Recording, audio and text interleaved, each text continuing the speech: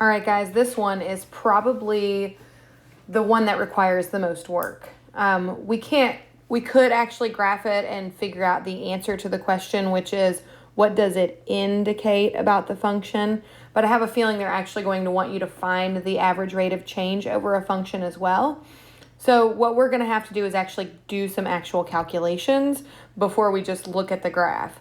So the first thing we're going to do is we've got to find the y values of each of these intervals. So I'm going to ignore the last three intervals. So I'm not going to look at these guys right here or right here. And I'm first going to focus on the -2 to 0 interval. And if you remember, Miss Dean told us that these are always x values. So that -2 and 0 are both x values. So we're going to look at -2, and we've got to figure out what the y value is. Then we're going to look at 0, and we've got to figure out what the y value is there. So in order to do that, all we got to do is plug and chug. So we're going to start with taking this -2 and putting it in here for x, because remember, this is x comma y, right? So this is going to be y is equal to the absolute value of -2 plus 2. Well, the absolute value of -2 is just plain old 2. It's how far it is from 0, just in case you forgot. -2 is 2 units away from 0. So we do 2 plus 2, and that gives me 4. So if I wanted to write this as an ordered pair, that would be -2, comma 4.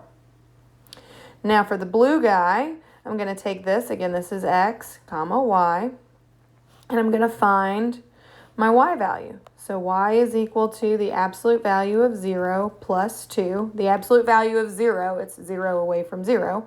So I get just a plain old 2 here. So my ordered pair for this guy is 0, comma 2. Now, if you remember way back to Algebra 1, this is x1 and y1, and this is x2 and y2. And so when we're talking about an average rate of change, we're looking for the slope. And remember our slope formula? I have a slight issue with the formula, but it's y1 minus y2 over x1 minus x2. Now, really and truly, that y1 minus y2 is arbitrary. It could be y2 minus y1, but you do have to start and end with the same. So if we start with 1s on top and bottom, then we have to end, we have to do it on the top and bottom the same. So if we started with 2s, we would have to start with 2s on the bottom. So I look at the problems to figure out which way I like to do it. So for this guy, I'm going to go with the y1 minus y2, because 4, let's see, grab my highlighter here. Because 4 is bigger than 2, and so that's going to be an easy subtraction problem. So I'm going to go over here, and I'm going to find that average rate of change. So that's going to be 4 minus 2. So that was these guys, 4 minus 2.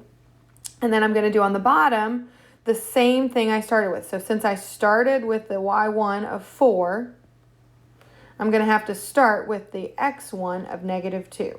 -2 minus 0. So that became 2 over -2, and that is -1.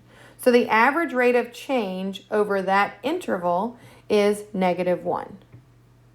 Clean this up a little bit, and I'll move on to the next part. All right, so the average rate of change for the interval of -2 to 0 is -1. So all that work, and we get one little tiny answer of -1. Okay, so now we're going to move on to, maybe, if I can make this work, JK, come on.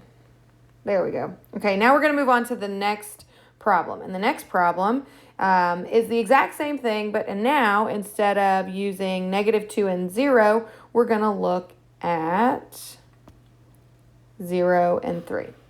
So I'm going to do the exact same thing. I'm going to remember that these are both x values.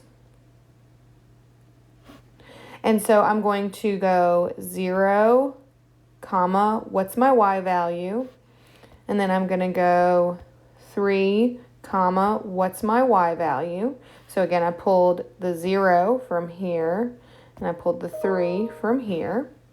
And then I'm just going to calculate. So I'm going to go and plug back in. Now I'm doing all this work by hand. If you've got a handheld calculator, or if you've got Desmos pulled up on your screen, you don't necessarily have to write this all out by hand. You could stick that stuff right on into the calculator.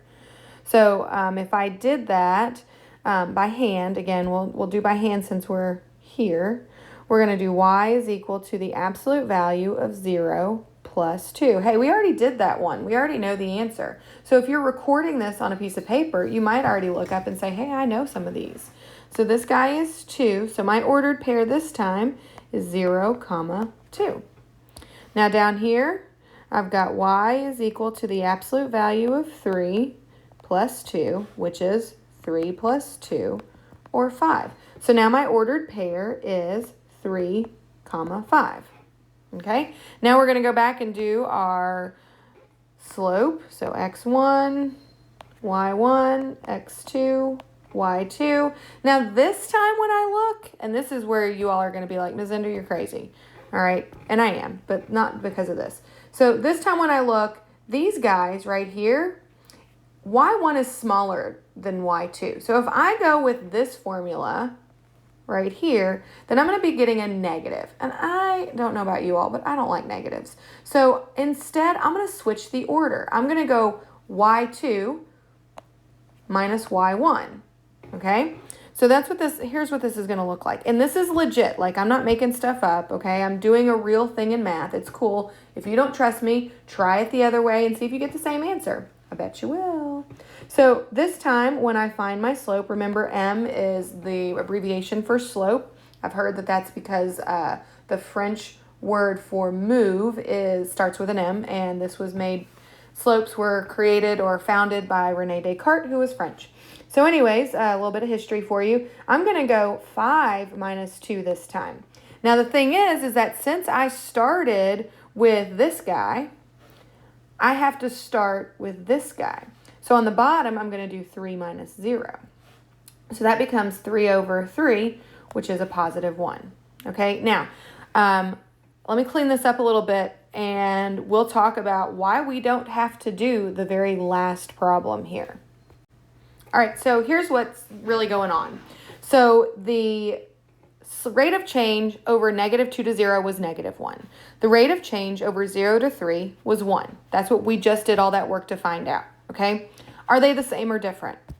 Well, dumb as under, they're different. One's positive and one's negative. So, you know, that's obvious that they're different. So not only are they different, but one is negative, meaning that the slope, remember, good old slope dude, he's one of my favorites. Slope dude, positive, negative, undefined, and 0, okay? So one of the rates of change, one of the slopes for this function is positive. One of the rates of change for this function is negative, okay? So what this tells me is that the function is not linear. If the function were linear, it would be the same the entire way. These two are different. One is positive, one is negative. So the function is not linear, and that's what it actually indicates. So when they say, what does it indicate about the function is non-linear. And if you break that word down, linear means line, and this does not make a straight line. All lines are straight. Lines are the connection of 2 points. It's the shortest distance that connects 2 points. So I'm going to grab the graph and show you that this is not linear. I pulled this out of Desmos. You can see that they match. So here's the equation, and here's the equation. So they match. This is an absolute value function. You probably already know that because you're smart and you remember from Algebra 1 that absolute value functions make a V. But here's that rate of change. So from negative 2, remember negative 2 is here, to 0, what's happening? Well, my slope is negative. And then from 0, let's change my color. From 0 to 3, right here, my slope is positive. So because the slopes change, that shows me that the function is non-linear.